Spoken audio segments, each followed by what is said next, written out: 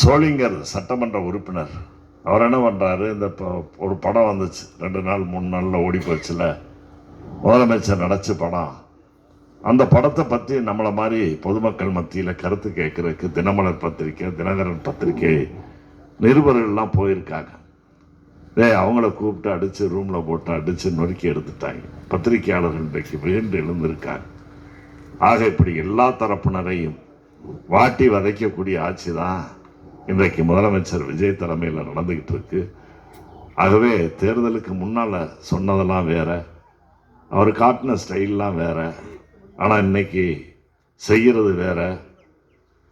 இப்படிப்பட்ட இந்த மக்கள் விரோத ஆட்சி நீண்ட நாள் நீடிக்காது என்பதில் மாறுபட்ட கருத்தல்ல என்பதை இந்த நல்ல நேரத்தில் எடுத்து சொல்லி, குறிப்பாக தேர்தலில் எனக்கு இங்கே வெற்றி பெறுவதற்கான உழைப்பினை நல்கிய நம்முடைய திராவிட முன்னேற்ற கழகம் மற்றும் மதசார்பற்ற முற்போக்கு கூட்டணியில் அங்கம் வைத்த அனைத்து தோழமை கட்சியினுடைய நிர்வாகிகளுக்கும், வாக்களித்த மற்றும் வாக்களிக்க தவறிய வாக்காளர் பெருமக்களுக்கும் மீண்டும் ஒரு முறை காலத்தின் அருமை கருதி என்னுடைய நன்றியை உங்கள் பாதங்களில் சமர்ப்பித்து விடைபெறுகிறேன். நன்றி, வணக்கம்.